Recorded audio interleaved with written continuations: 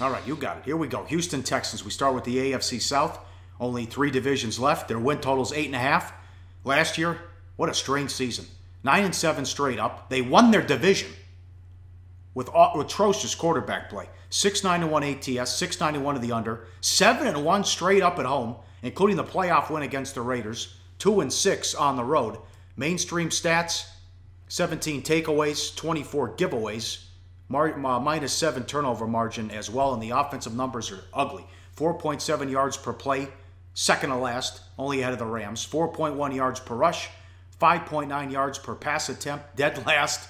32 sacks allowed, slightly fewer than average. Remember, this team, this was a 4-point game late in New England in the second round of the playoffs.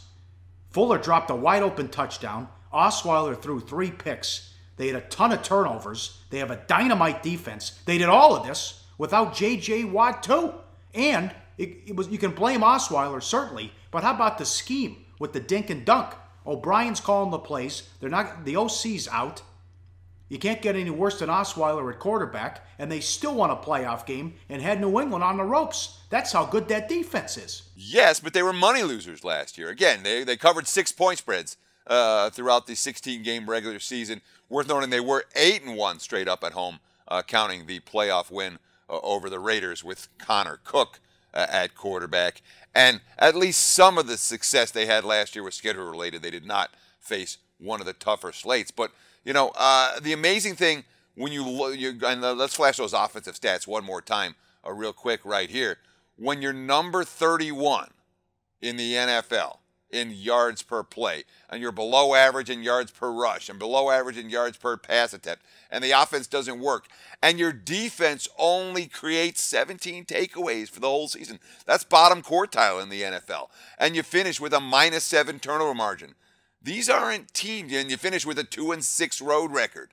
These aren't the teams you expect to see making the playoffs or winning the division, not in the modern NFL, which speaks volumes about how freaking good that defense actually was last year, Paulie. And it could be even better this season. Yep, 5.1 yards per play allowed, 79.3 opponents' quarterback rating allowed, third in the NFL, 31 sacks and 3.9 yards per rush allowed, top 10.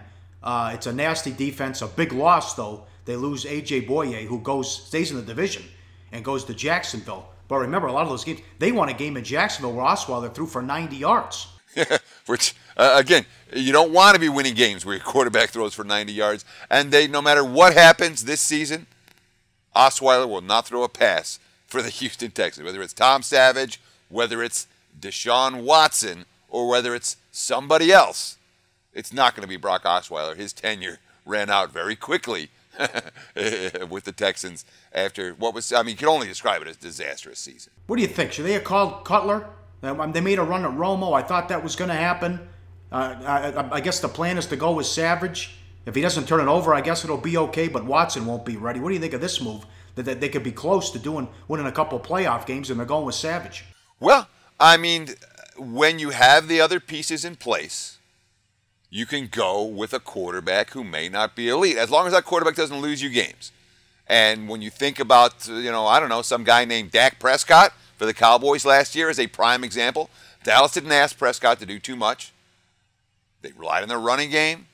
Their defense was adequate, and Prescott made plays when he had to, even in crunch time. And he didn't lose them games. I mean, I would have to think that Tom Savage will be the starter on opening day. Tom Savage has been the starter. He was a starter in mini camps, and Deshaun Watson, for all the success he had at Clemson, back-to-back appearances in the national title game, we are talking about a rookie QB playing behind a veteran. But I wouldn't be shocked at all. We've seen plenty of this from Bill O'Brien, where playing the QB shuffle. If Savage struggles, we know Watson's a winner. I wouldn't be surprised at all to see him in play October, November, maybe earlier than you think. But, look at the draft, because, of course, we got Watson as their number 1 overall pick. I love Zach Cunningham, the second pick.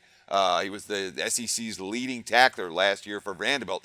He's got the potential to be an impact player and finally replace Brian Cushing, who hasn't been able to stay healthy in any recent season. They've been bad on special teams for a long time. How about this? Ranking 28th or worse in special teams DVOA during each of the past 5 seasons, including dead last in 12, 15, and 16. Special teams tend to vary more than offense and defense from year to year, which, this is unbelievable, Teddy, how bad they've been. Yeah, well, their kicking game has been bad. And again, DVOA isn't the be-all for special teams. A lot of focus on whether your kicker is kicking touchbacks, which didn't happen last year. A lot of emphasis on net punting average and not your actual punter himself, which wasn't very good last year. But when you have a consistent problem, when you're dead last in back-to-back seasons, and oh, by the way, they're basically bringing everybody back on special teams, all of their key players, kicker, punter, long snapper, etc. They're all going to be back. It's certainly something of a concern and not something that's really registered very well. When we talk about a point spread, if being affected by special teams, doesn't happen. When you talk about power ratings being affected by bad special team, doesn't happen. So when you find a squad that has bad special teams and you can predict it and expect it, sometimes you get a little bit of extra value betting against those type of teams. Again, the Texans they won the division last year and they were money losers while doing it. What do you have on the schedule? Well, I mean, last year, I should say, was slightly tougher than the NFL average. And boy, they were really good in all the close games. 8-2 in games decided by 7 points or less. And of course, they won that wild card playoff game against Connor Cook.